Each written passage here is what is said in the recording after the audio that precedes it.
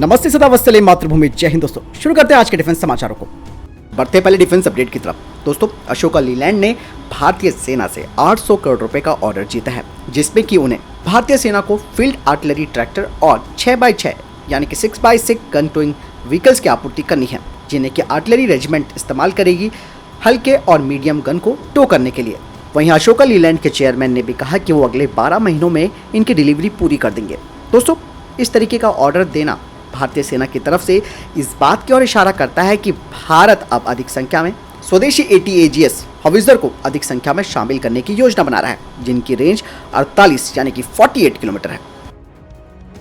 चलिए बढ़ते next update की तरफ। दोस्तों सैफरन हेलीकॉप्टर्स इंजन और HAL ने घोषणा की है कि वे अब एक नई जॉइंट वेंचर कंपनी को बनाएंगे बेंगलुरु में, जो कि एक डेडिकेटेड फैसिलिटी होगी इंडियन मल्टी रोल हेलीकॉप्टर और deck based multi role helicopter engine के डिजाइन, डेवलपमेंट और प्रोडक्शन के साथ साथ सेल्स सपोर्ट के लिए। आपको बता दें कि Indian multi role helicopter programme की एक डिटेल प्रोजेक्ट रिपोर्ट अगले महीने कैबिनेट कमेटी ऑन सिक्योरिटी के पास अप्रूवल के लिए जमा की जाएगी और इस प्रोजेक्ट को 2024 की शुरुआत में मंजूरी मिलने की उम्मीद है।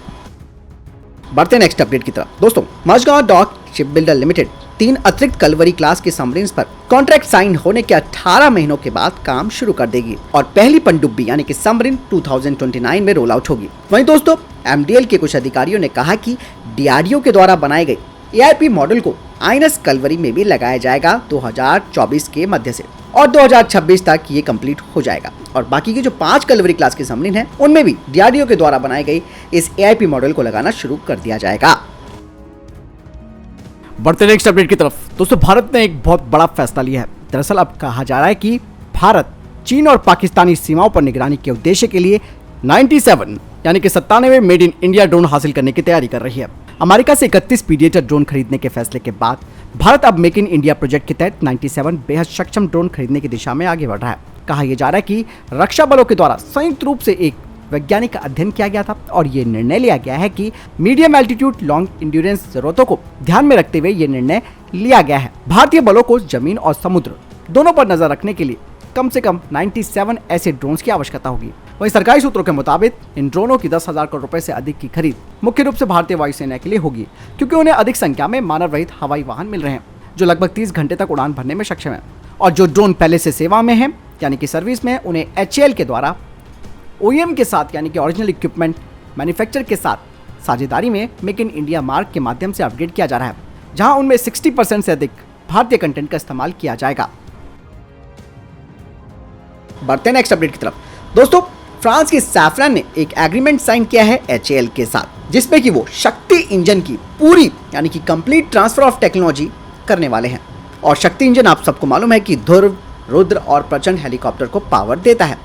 इससे दोस्तों इस इंजन के सभी कंपोनेंट्स और सब सिस्टम्स देश में ही बनेंगे और फ्रांस की सैफरन जो जरूरी टेक्नोलॉजी ऑफ ट्रांसफर है बाकी के बचे हुए हिस्सों की, जिन्हें कि वो पहले खुद देखता था, उसे भी वो HAL को ट्रांसफर कर देगा। चलिए बढ़ते नेक्स्ट अपडेट की तरफ, जो कि अर्जेंटीना को लेकर आ रही है। दोस्तों अर्जेंटीना के रक्षा मंत्री भारत पहुंच चुके हैं और कहा जा रहा है कि Argentina BrahMos supersonic cruise missile में दिलचस्पी रख रहा है और ब्रह्मोस मिसाइल प्रणाली अपनी बेजोड़ गति, सटीकता और मारक क्षमता के लिए जानी जाती है। दरअसल अर्जेंटीना ब्रह्मोस मिसाइल पर भारतीय अधिकारियों के साथ बातचीत भी कर रहा है और अर्जेंटीना के रक्षा शस्त्रागार में ब्रह्मोस मिसाइल के शामिल होने से न केवल इसकी सैन्य क्षमताएं बढ़ेगी बल्कि क्षेत्रीय स्थिरता को भी बढ़ावा मिलेगा। और यही नहीं दोस्तों, LCA तेजस के लिए भी बातचीत कल आगे बढ़ सकती है। बढ़ते नेक्स्ट अपडेट की तरफ। दोस्तों LOC पर भारतीय सेना और जम्मू कश्मीर पुलिस के एक संयुक्त अभियान में बड़ी घुसपैठ की कोशिश में 2 आतंकवादियों को ढेर कर दिया गया है। नियंत्रण रेखा पर आतंकवादियों और सेना के अधिकारियों के बीच गोलाबारी हुई और जिसके बाद अतिरिक्त सेना के बलों को भेजा गया। भारतीय सेना और जम्मू कश्मीर पुलिस का अभी भी तलाशी अभियान जारी है। बढ़ते नेक्स्ट अपडेट की तरफ। दोस्तों मालदीव ने चीन को एक बड़ी चेतावनी दी है।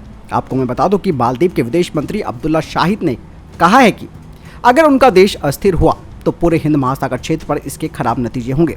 अब्दुल्ला ने कहा कि जिन देशों का मकसद हिंद महासागर क्षेत्र पर कब्जा करना है वो उनके देश को अस्थिर करने की कोशिश कर रहे हैं। अब्दुल्ला ने इसके लिए सीधा किसी एक देश का नाम तो नहीं लिया, लेकिन इशारा चाइना की तरफ था।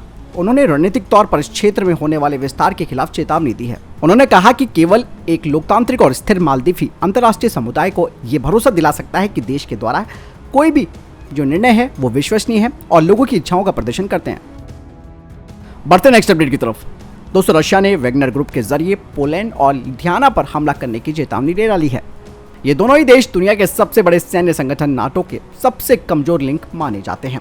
ऐसा इसीलिए क्योंकि ये रशिया के बॉर्डर के काफी करीब है। रशिया की तरफ से कहा जा रहा है कि बेलारूस में तैनात भाड़े के सैनिकों का समूह वैगनर कुछ ही घंटों में नाटो के मजबूत रास्ते सुवाल्की कॉरिडोर पर हमला कर सकता है। सुवाल्की कॉरिडोर पोलैंड और लिथुआनिया की सीमा पर मौजूद 96 किलोमीटर की एक पट्टी है और इसी पर रशिया ने अब धमकी दे डाली है। अगर दोस्तों रशिया इस कॉरिडोर पर नियंत्रण कर लेता है तो उसे कालिनिंग्राद के बाल्टिक एक्सक्लेव तक बेलारूस से सीधा जमीनी रास्ता मिल जाएगा। इसके जरिए रशिया मेनलैंड बेलारूस के रास्ते होते हुए बाल्टिक सागर तक जुड़ सकेगा। बढ़ते नेक्स्ट अपडेट की तरफ। दोस्तों, उत्तर प्रदेश एसटीएफ ने एक संदिग्ध आईएसआई एजेंट को गिरफ्तार किया है और इस व्यक्ति का नाम रईस है, जो मुंबई में अरमान नाम के एक शख्स के साथ कांटेक्ट में था, जिसने कि उसे भारत के खिलाफ जासूसी करने के लिए राजी किया। इतना ही नहीं, उसे एक पाकिस्तानी नागरिक ने पैसे और दुबई में नौकरी देने का वादा तक कर दिया था। पुलिस का कहना है कि 2022 में रईस को एक विदेशी नंबर से व्हाट्सएप कॉल आया था और उसे हुसैन से संपर्क करने के लिए कहा गया। पुलिस की तरफ से कहा जा रहा है कि रईस को भारत के प्रमुख सैन्य प्रतिष्ठानों की तस्वीरें भेजने के लिए कहा गया था। पुलिस के मुताबिक सलमान और एक अन्य अज्ञात व्यक्ति भी इस अपराध में शामिल थे। पुलिस की तरफ से कहा जा रहा है कि रईस को इस एवज में 15,000 रुपए मिले थे। वो बांग्लादेश में रजिस्टर्ड मोबाइल नंबर के जरिए आईएसआई के संपर्क में था। रईस के खिलाफ लखनऊ एटीएस पुलिस स्टेशन में आईपीसी की धारा 121A और 123 और आधिकारिक गोपनीयता अधिनियम 1923 के तहत एफआईआर दर्ज कर ली गई है। पुलिस ने कहा कि अरमान और सलमान की गिरफ्तारी के प्रयास भी जारी हैं। वहीं दूसरी तरफ सीमा हैदर को यूपी एटीएस ने हिरासत में ले लिया है और इस महिला पर भी जासूस होने का आरोप लगाया जा रहा है। आपको मैं बता दूं कि सीमा हैदर शुरू से ही एटीएस के रडार पर थी और अब एटीएस की टीम व्हाट्सएप चैट और तमाम सबूतों के आधार पर आगे पूछताछ करेगी। इसके अलावा दोस्तों, सीमा के जो आईडी कार्ड हैं वो हाई कमीशन तक भेज दिए गए हैं और पता ये चला है कि सीमा के भाई के अलावा उसका चाचा भी पाकिस्तानी आर्मी में सूबेदार है। हालांकि अब भारत की सुरक्षा एजेंसियां भी इससे पूछताछ करेंगी। भले प्रेम का नाटक हो या फिर प्रेम वाकई में हो, मतलब ही नहीं बनता इसे देश में रहने का। अगर ये महिला बाकायदा वीजा लेकर पूरे कानूनों का पालन करते हुए भारत आती तो बात कुछ और होती। ये चोर रास्ते से घुसी है, धोखा दिया है और एक बहुत बड़ा सिक्योरिटी थ्रेट है ये हमारे लिए और ये सीधा सीधा हमारे देश की उस सुरक्षा पर सवाल खड़ा कर रहा है जिस पर भारत जबरदस्त तरीके से पैसा खर्च करता है। फिलहाल आपको क्या लगता है कमेंट सेक्शन में लिखकर जरूर बताइएगा। तो फिलहाल ये थे अभी तक के टॉप डिफेंस अपडेट्स। वीडियो के सामने कोई प्रश्न जवाब आपका कोई सवाल कमेंट सेक्शन में लिखकर जरूर पूछ सकते हैं। मैं दोनों वीडियो के साथ जय हिंद, वंदे मातरम।